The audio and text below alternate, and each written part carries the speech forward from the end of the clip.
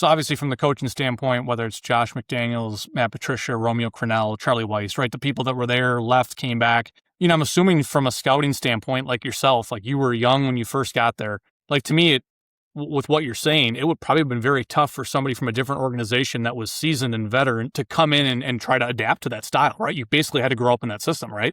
Yep. And I also think that's the reason why there's so many failures going the other direction.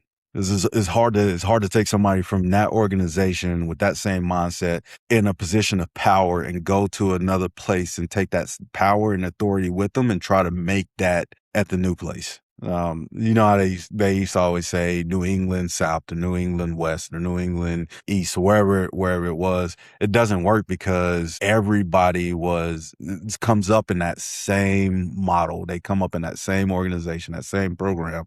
You're getting taught the same way. It's really hard to take that and go into an organization where there's a roster of 75 men and tell them, hey, you got to do the same way that we did it in New England. It's just not going to work.